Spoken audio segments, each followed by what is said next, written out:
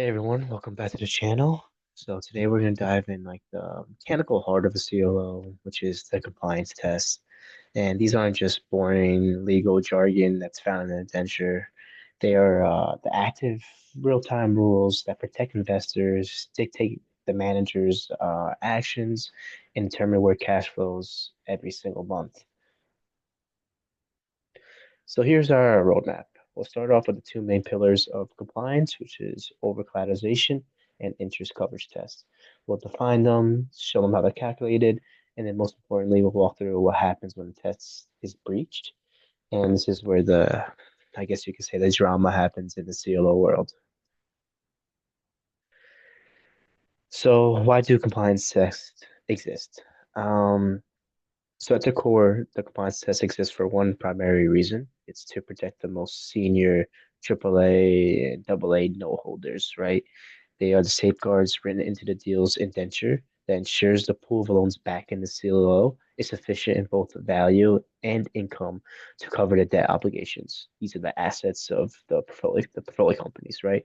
And especially the most senior notes, right?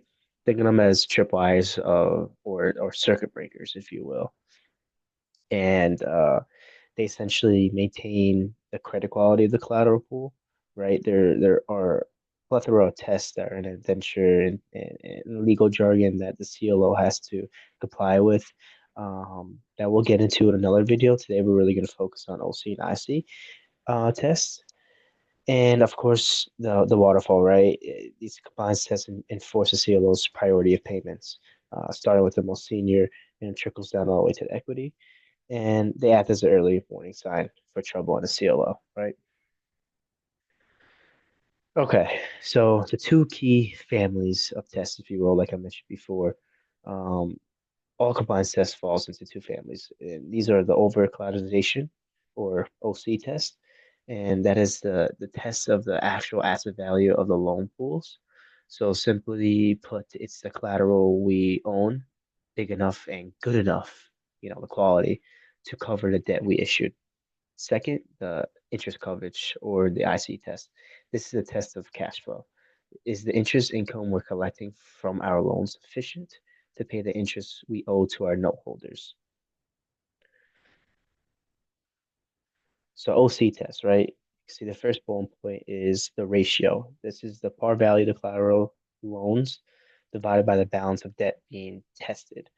And this is essentially asking, do our assets cover the debt tranches, right?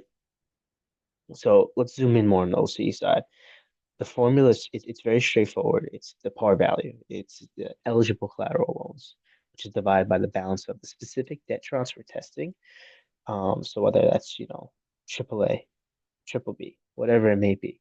There's also a ratio covering the whole entire principal, right? So we're testing that debt tranches plus any tranches senior to it as well. So they have to cover the above tranche, right? They have to cover all the tranches that are tested individually. This result must be above the minimum threshold, let's say 125% for AAA notes. And we use par value, right? We're not using the market price. But there is a catch, if you will. Low rated loans get what we call a haircut. A default loan might count as $0, and a triple C rate loan might count as 70% of par, maybe like 50 to 70. This penalizes the manager for holding more risky assets. So let's move on to IC tests, right? The formula is very similar. Lateral tests income is divided by the interest due on the debt tranche and all the senior tranches, right? Again, a minimum threshold, applies. This test ensures the CLO is generating enough cash from coupon payments to service its actual debt. Importantly, interest from, let's say, defaulted or non-performing loans is often excluded from the numerator, so you can't really rely on reliable income to pay your bills, if you will. Um, and it's very simple. It tests the portfolio's yields versus what the cost of funding is, to put it simple. And like we mentioned with the haircuts, we do have income adjustments interest from defaulting or non-cash pay. So this is a very important concept in all credit, right? Uh, PIK loans. Many loans have something called PIK, which is called paid in kind, right? When you're looking at like collateral point of view, you're thinking, oh, paid in kind might be we're putting instead of paying your interest, we're gonna give you property to sell or equipment to sell, right? In credit, what we use when we use PIK, it separates the loan, the first loan that was uh, implemented, right, into almost another facility where now PIK is being calculated and tacked onto the principal, right? So now a 1 million loan, initial loan could now be 1.2 million if there's 200K not paid off. So the interest now becomes the principal, if that makes sense. We can make a no whole nother video on PIK. So let's say a test is failing, right? Well, what happens? So essentially, failure means cash flow diversion or a trigger event.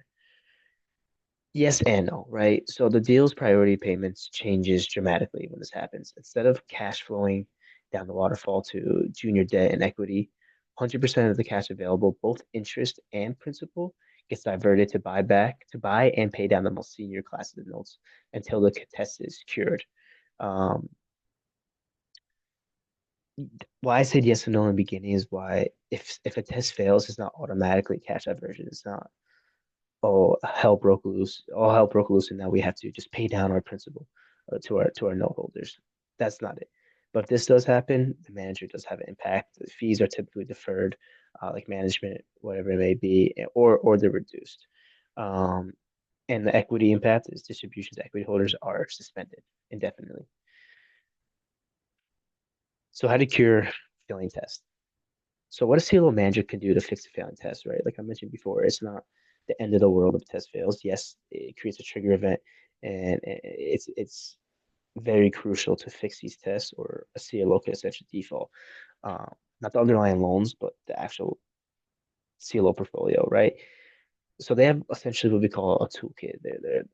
It really depends. You have to be inside the actual CLO shop to see what's going on and the underwriting team, the deal team.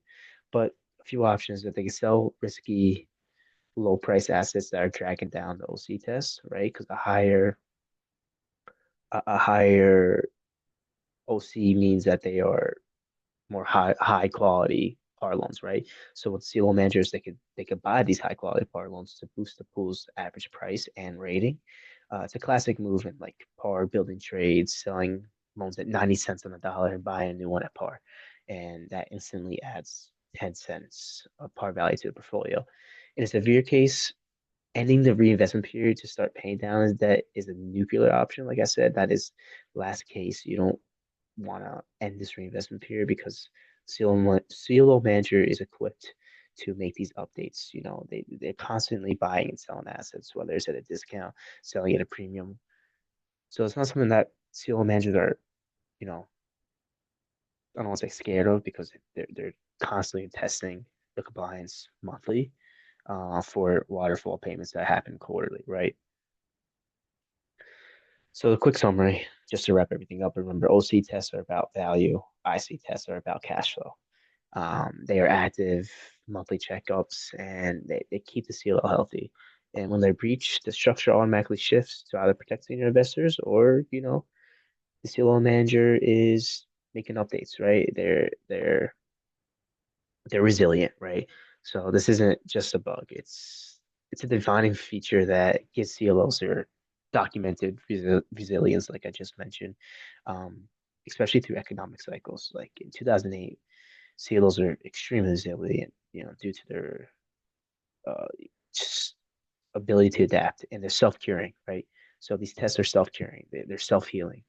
There's a rule book, the indenture, and there's safety nets.